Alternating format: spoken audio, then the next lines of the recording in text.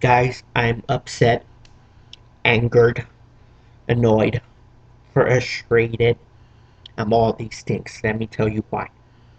Months ago, at the very start of the year, the very start of 2019, I downloaded the program. I downloaded Extreme Warfare Revenge, the wrestling simulator game that lets you book wrestling. Okay? Book your own card. And after 3 to 4 days of it working out good, it just got an error. It just didn't let me get past the first menu. The only button you can click on was exit. And I tried various times to reprogram it. It wouldn't work. It wouldn't work. It wouldn't work. So after months, I mean, I'm not trying this every day, but every so often I will go back to it and try and see, okay, maybe now it'll work this time. And I couldn't even download a new one. It just wouldn't work properly, and there's so much issues with it. I couldn't get it done. And now, last week, a week ago, to the a week ago to the day today, as I'm taking this, I downloaded another wrestling simulator that I had used years ago, about 10 years ago. I have forgotten the name of it, and I wasn't too sure about it, but I finally was able to, upon multiple Google searches, figure out the name. And it's the 5th generation wrestling simulator. And I found one. I downloaded it on my phone and then I transferred it into my laptop here. And it worked perfectly fine for a week. And then, while I'm in the middle of booking my first card for my first simulated wrestling game, I get this error code 340 not working. I tried again, and I tried again. I tried multiple times. It's just that damn error. I I could do is re restart the game and then just start over booking that first card. I have it all written out anyways, but I would I can already tell it's just gonna end up happening again. If it's not during the middle of this card booking, probably during the next one. It's just gonna be so annoying and frustrating with these applications or whatever you call them. It's just gonna be so frustrating for me that I just give up. I mean, it's totally not worth it. I've invested too many time trying to figure it out for the past several months and weeks, and it's enough. None of them are gonna work to it the way they're supposed to fully. I'm done with these things. I'm completely 100% done with them. Um, I still want to somewhat simulate my own wrestling promotion, so hence the reason for this video. Guess I'll do it this way. I'll just read it and explain the booking to you, and hopefully that draws, and hopefully that gets attentions, probably a lot more than that game would. So I'm doing it that way this week. Who knows, maybe next week it'll be different.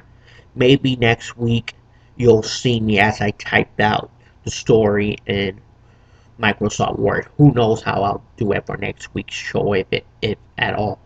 And then the ratings thing, I'll just, it won't be a game thing. It'll just be oh, I'm doing it for entertainment purposes on my YouTube channel. I don't know how I'll go about it.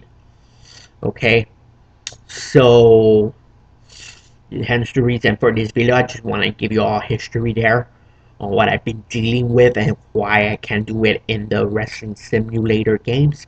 And instead, I'm gonna try it this way and see how that works out for me. So let me tell you all what I named my wrestling federation here, and I named it Dramatic Wrestling Series. That is a title for a wrestling promotion I came up with about a year ago. Um, and now I'm gonna use it in this fantasy wrestling booking, I guess you can call that. And here are the titles, the championship titles that I have come up with. There's the main event title, which will be referred as the DWS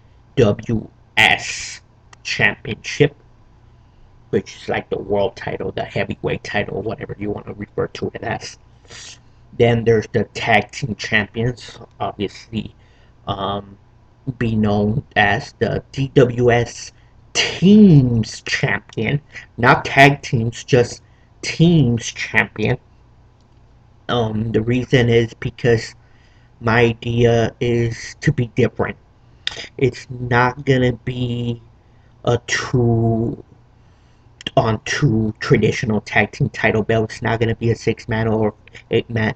It's just gonna be as long as you're a team, whether it be a team of two guys or a team of three or a team of four or five or whatever the number it's. Any team can hold these titles. There's no specific number as long as there are two or more guys in the group. That is the idea I have behind this. So like the idea is that you can defend it on a 2-on-3 or a 4-on-2 or a 4-on-6 or whatever the case is. As long as you're in a group and you're a team, your team could represent the Dramatic Wrestling Series Teams Champion. Um, but obviously, if this will be a belt, only about two of the guys will hold on to title belts, and maybe the other will represent the belts via a medal or something like that. I don't know yet, but that's the idea for this division, if you will. You could defend it on two like traditional, but it goes beyond that. It's the point of it. If you guys can comprehend what I'm getting at. Um, and then we have the DWS Vixen Championship, which will be for the women's roster.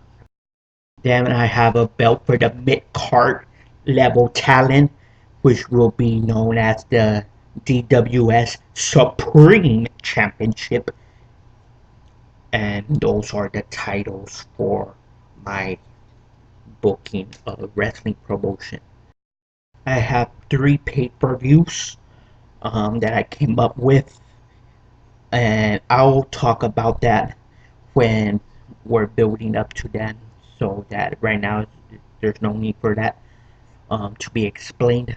So then let me tell you, I have my television show um, for this fantasy booking is called DWS Chronicles, and that would be a 2-hour television program that will be broadcast pre-taped, not live, but pre-taped episodes on Sundays every week, past during the graveyard time slot.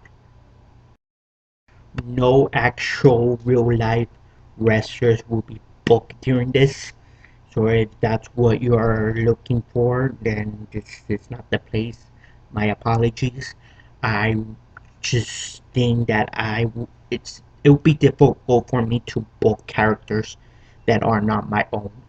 So what I'm doing instead, and I think a whole lot of people don't do that, is I'm gonna be booking my own characters. These characters are based on custom creation wrestlers that I created on past WWE games throughout the year.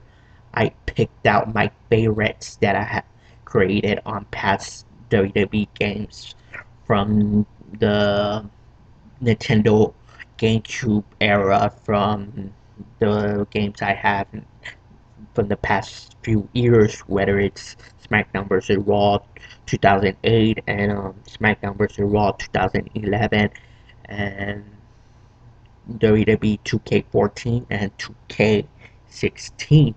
So all these characters you're gonna see I created over the years in past WWE video games. They're my characters, so I know how to book them. Because I have a general idea of what I want these characters to be. Originally, I intended to include a few who past WWE talent that haven't been in WWE in a few years, some veterans. Um, and I also want to include Shark Boy from who was on TNA for a couple years. Um, but then I thought, no, I don't want to misbook these guys and come across as burying them, even if I'm not intentionally doing it, or mischaracterize them. So it's like, okay, I can't use real life wrestlers. So instead, just my customizations. Because, like I said, originally, yes, I had these customs in mind for this whole story thing, for this fantasy wrestling simulation booking. But then I also had like about 4 or 5 veterans. But then I said, you know what? No, can't put in the veterans next to them with these fantasy characters that aren't real. They're just in my head. I don't know how I would book that properly. If so, it's like no, let's just stick to my fantasy characters and go from there. And hopefully, it's interesting and entertaining enough for you. Thank you.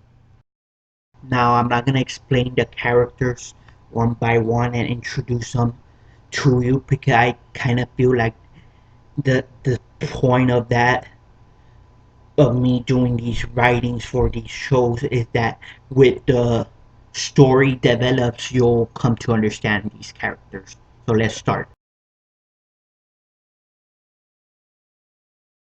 The show opens with Pyro for 2 minutes, and then Roscoe Fox. It's in the ring to cut a promo. Roscoe Fox is basically myself, the executive producer. So Roscoe Fox cuts the promo introducing himself as the executive producer, and he lays out his booking style. He says he wants talent that look like stars, talent that will draw in the ratings, talent that will go and get over. He wants ratings, ratings, ratings, ratings. He puts that over. And then he announces there'll be a battle royal here tonight.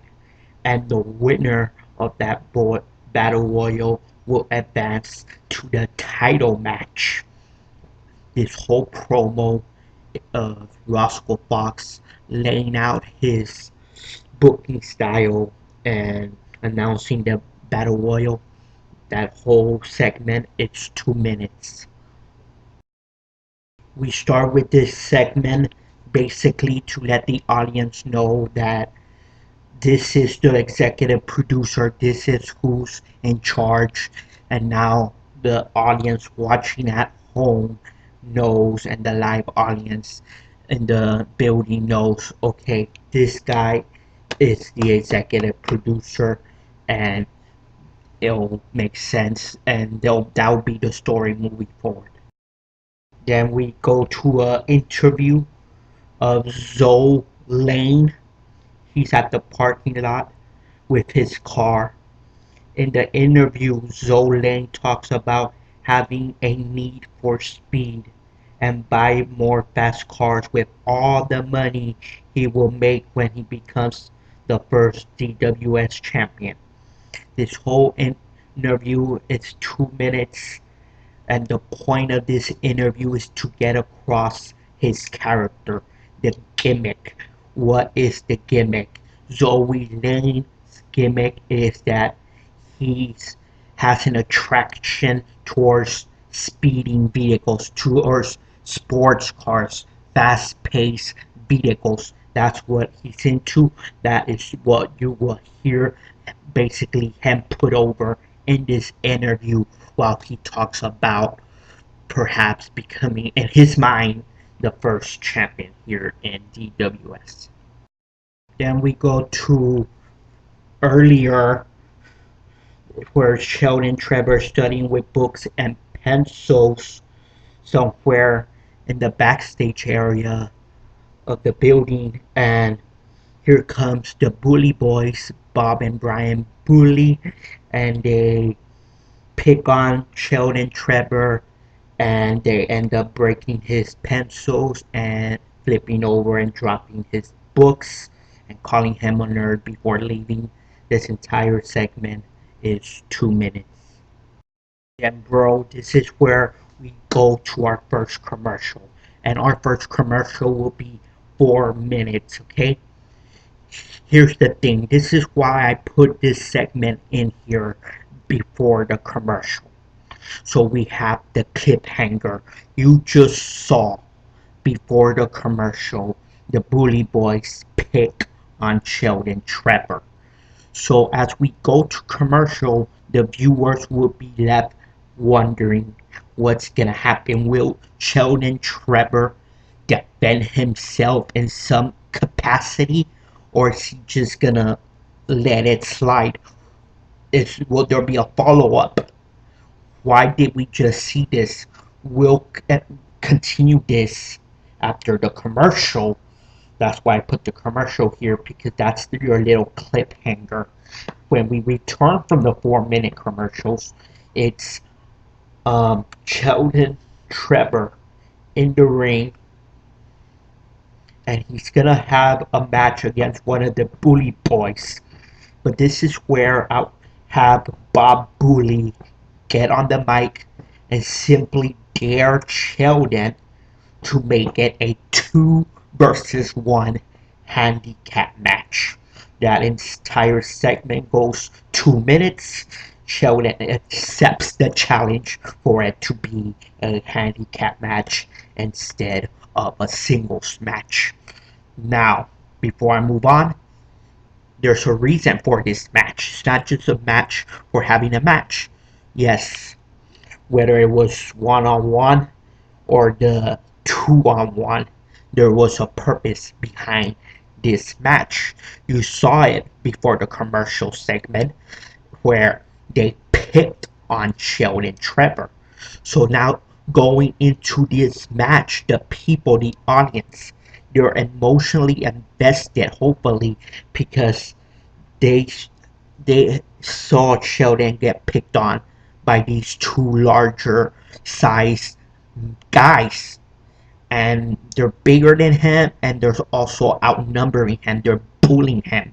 So that could get an emotional response. You'll feel sorry for Sheldon Trevor, and you'll want to see him get his payback on the Bully Boys in this handicap match. And there's a reason for the match, and you have some purpose and meaning behind this matchup. So then after he accepts the challenge, there you go. We have Sheldon Trevor versus the Bully Boys. Um, a few minutes into the matchup, I would say about three minutes into the matchup, they are double teaming him to the point where the referee has to stop the match. The match is thrown out, and Sheldon Trevor is begging for them to stop beating on him as they continue to shove him around and continue to bully him. Out of nowhere, Eli Garcia comes running to the ring and puts down the Bully Boys one by one, and he basically saves Sheldon Trevor from this 2-on-1 beatdown. He comes to the aid, And all this takes place in a total of 5 minutes, including the matchup to the point where Eli Garcia comes to save the day for Sheldon. Now, in the back, Alexis enters Roscoe Fox's office where she offers him some sexual favors for the chance to be the women's champion. She gets on top of him and they kiss and touch each other. Now, obviously, this is not going to be a PG formatted show. It's not going to be family friendly. It's going to be edgy. It's going to be for adults. This is why I put it in the graveyard time slot. The show, it's not for kids, it's for grown-ups. Then we follow up on Eli Garcia here with an interview. He says he's known Sheldon for a few years and they are not the best of friends or close at all. But he knows Sheldon has a good heart and he has a problem with bullies. This entire interview is 2 minutes where he explains why he came to the aid of Sheldon Trevor, why he saved the guy. He's putting that over. He needs to explain that to the audience so we know why Eli Garcia saved Sheldon Trevor. You don't have to wait a whole week or two to carry on the story and explain it. No, we explain it right here just 2 segments after it took place. And that's the way the booking is going to be in my style. We're not going to phone it in. And then after this, we go somewhere else in the back. Now we see Sophie. She's walking and she walks past the men's locker room and she notices inside the men's locker room is Tommy Tank and he's working out. She stops to stare at him and she's giving this facial expression like she has some attraction towards Tommy Tank. And that's where Rainbow Riley walks by and notices that Sophie is staring at Tommy. Sophie says he is so hot. Rainbow Riley tells her to go for it. She has a match next and she walks away, leaving Sophie to continue to stare at Tommy. And this entire segment will be about 2 minutes. And then there is where we go to commercial. Again, commercial on cliffhanger. Your cliffhanger this time is okay, Sophie has attraction towards Tommy. Is she gonna pursue it? And if she does pursue it, is it gonna go her way or is it gonna go completely wrong? That's the hook going into commercial. So when we come back from commercial, you desire to see where the story will continue. So then we, after that 4 minute commercial, we have a matchup. So that matchup is Rainbow Riley taking on Cupid in a singles, just straightforward one-on-one matchup. At the end, Rainbow Riley defeats Cupid. It's just a 4 minute length matchup. About 15 seconds after that matchup, Roscoe Fox comes out to the stage and he announces Alexis as the first ever DWS Vixen champion. And that is the 1 minute. And this is to progress the storyline because keep in mind earlier Alexis offered herself to Roscoe Fox, the executive producer, and now later on the same night, he awards her the title. This is great storytelling, progressive storytelling on the same night, not a week or two later. You move the story forward, move the story forward. Okay?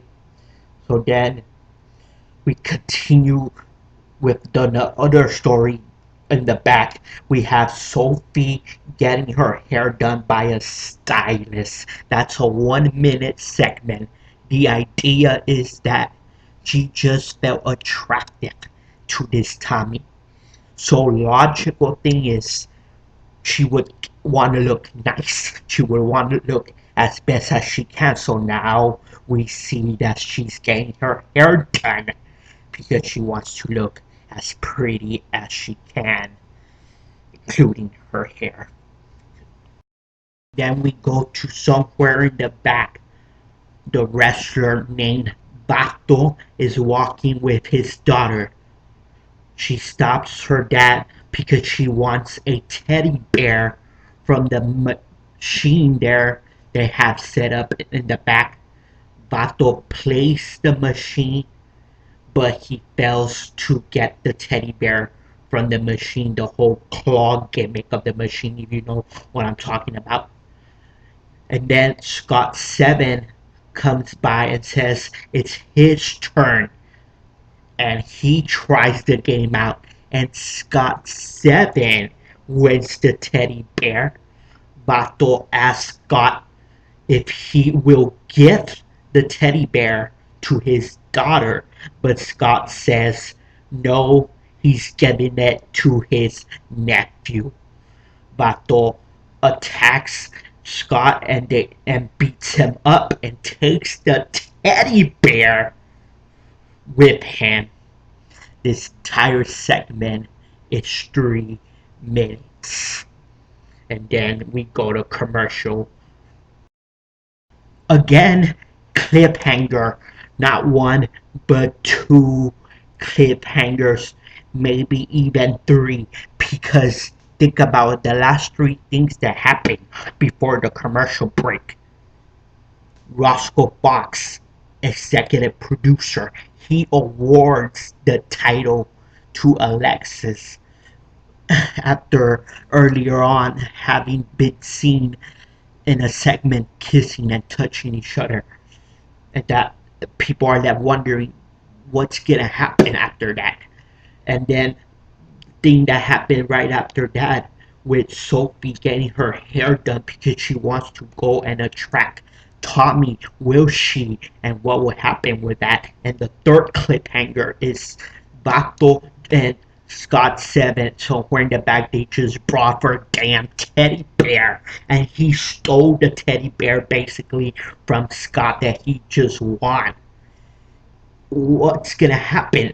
Will Scott get his payback later on after the break? Will he get his teddy bear back? We'll see. So it's 4 minutes commercial break. Then we come back. Riley Rainbow enters the office of Roscoe Fox. And here where we continue this story. Right?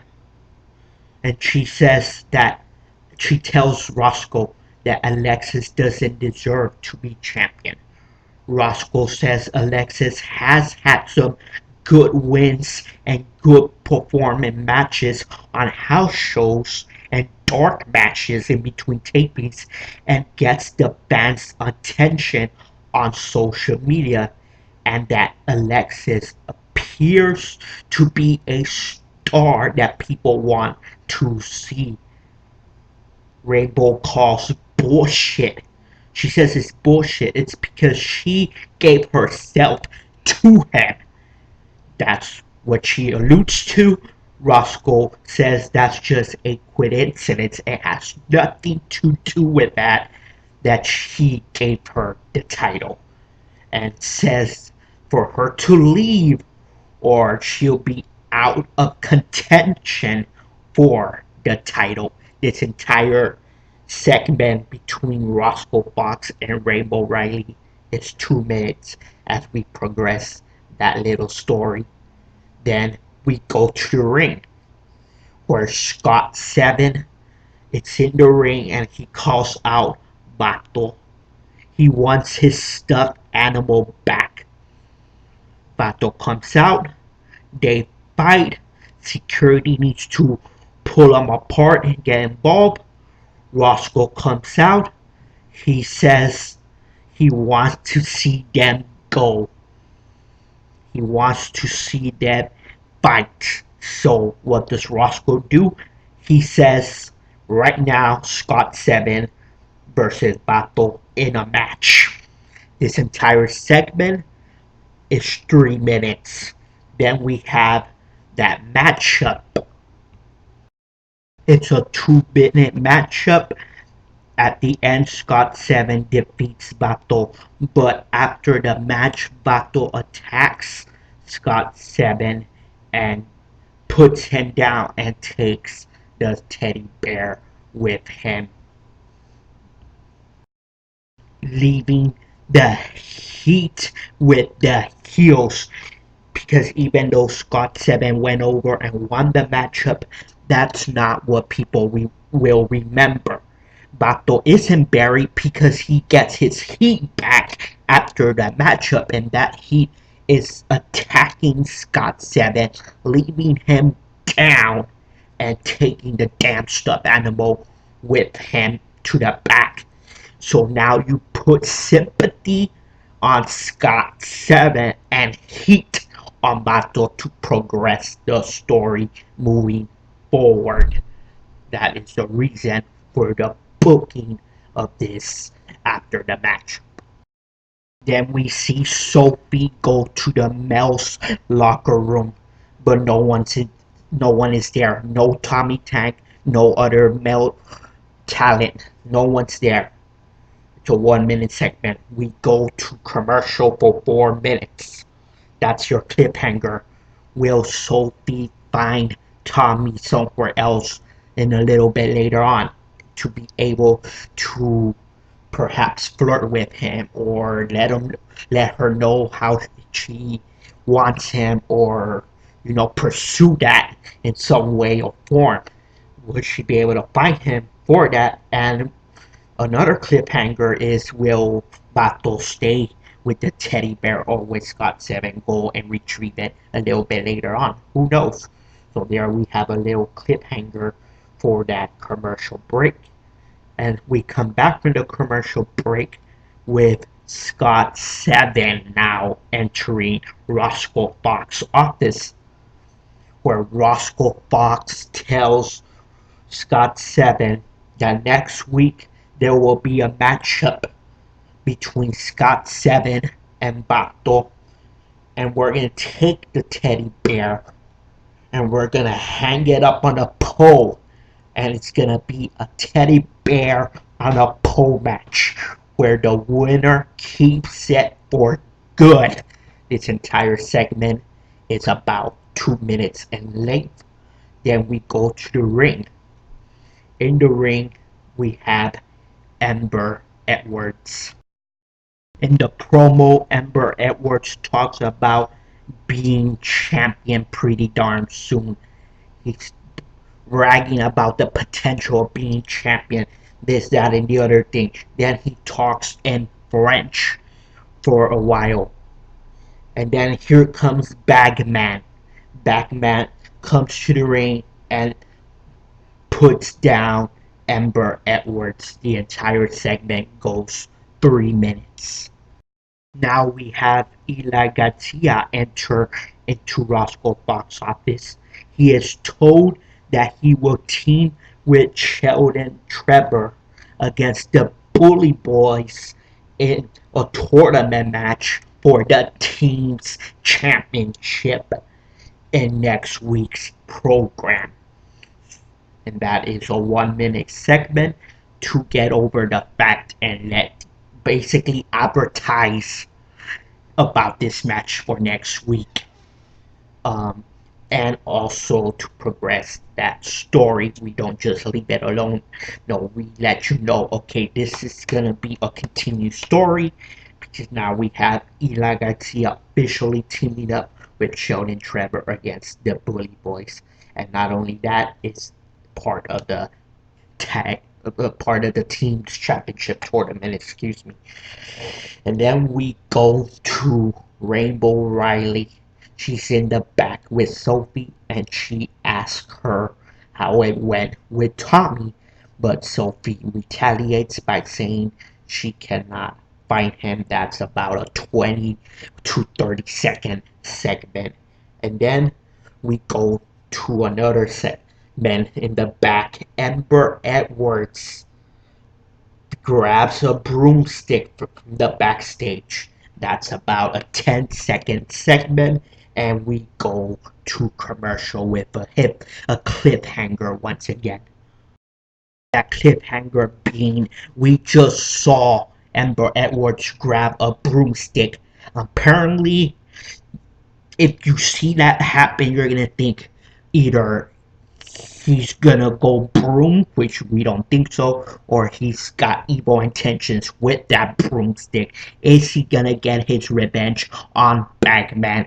And that's a huge question mark as we go to commercial.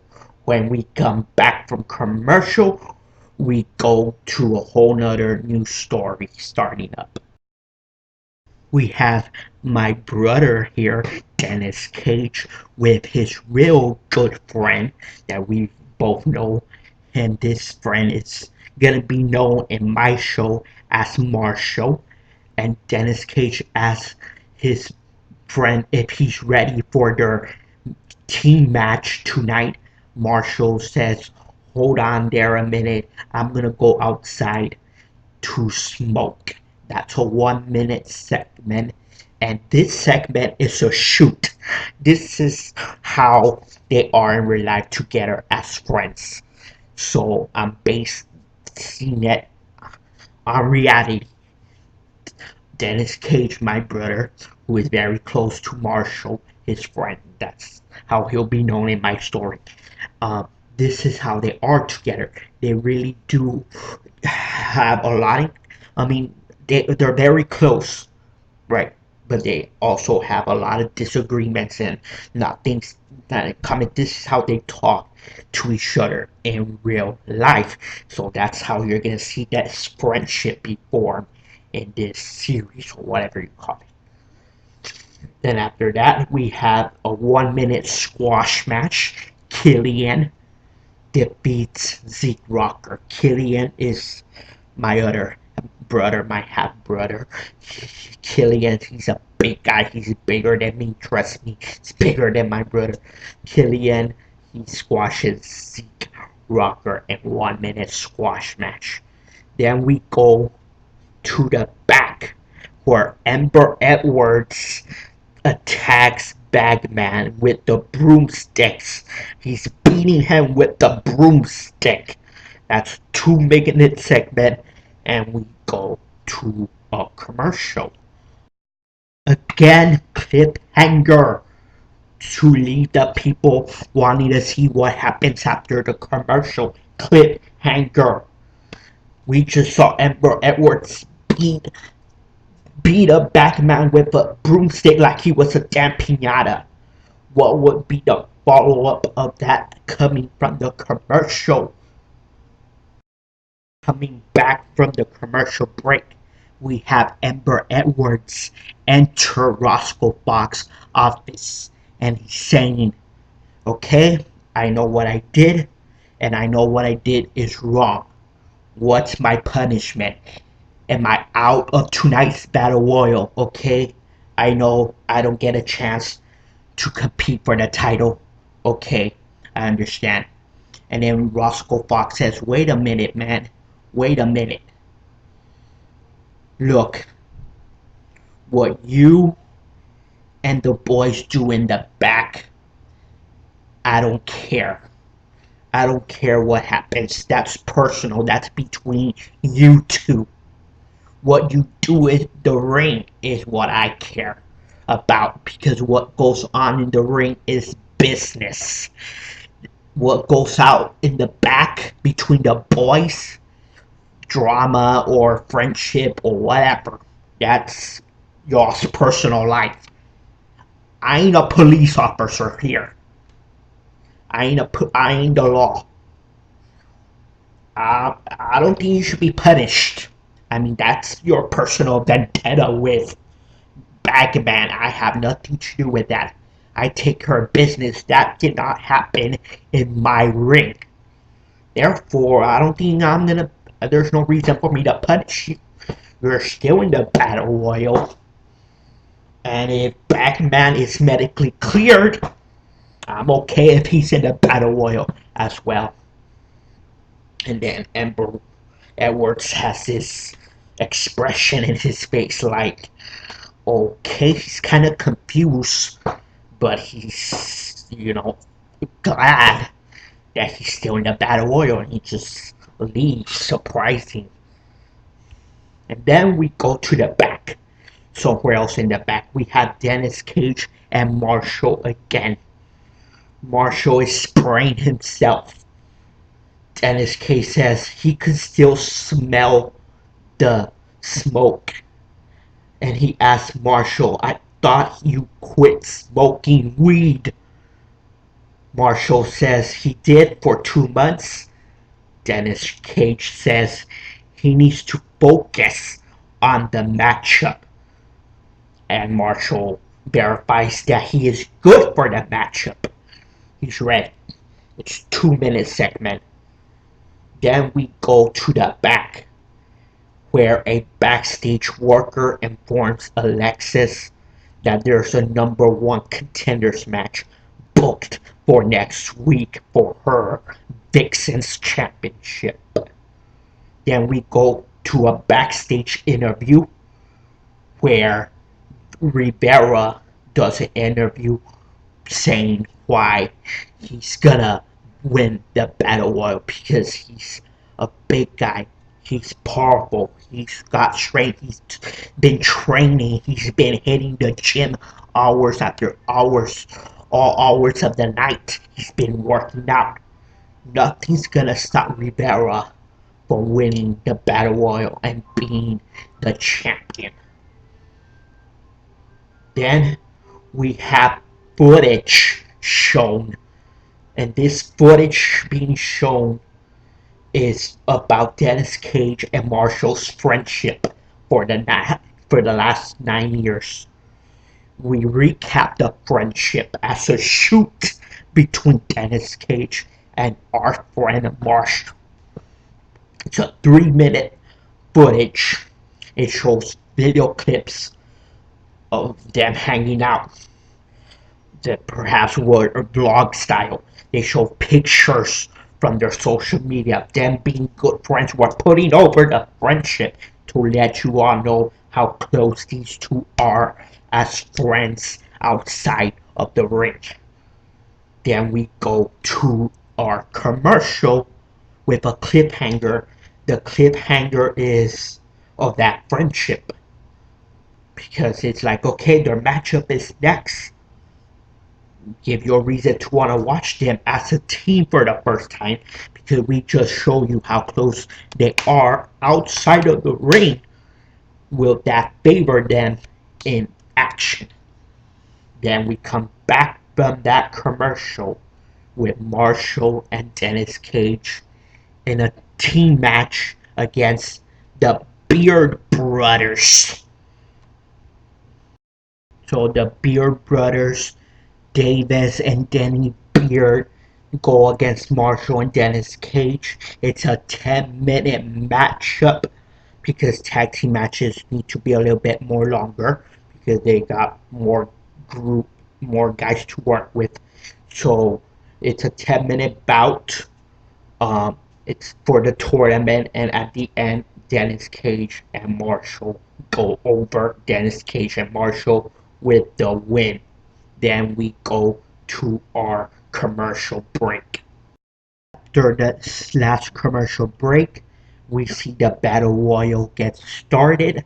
5 minutes into the Battle Royal, we see Tommy Tank be eliminated over the top rope. That's when Sophie walks out and hands him a water bottle and a towel, and she walks to the back with Tommy. A few minutes later in the battle royal, we see Emperor Edwards be eliminated, and then right that second, Batman comes from behind, puts Emperor Edwards down. pulls out another paper bag and covers Amber Edwards with it. At the end of the matchup, it's um, Jordan that wins the Battle Royal by last eliminating Rivera. And after Jordan has won the Battle Royal, we fade to black to conclude the program, ending the show knowing Jordan is gonna be in the contention for the title. Hope you enjoyed it. Thanks for listening, y'all. I tried my best to book this as best I can.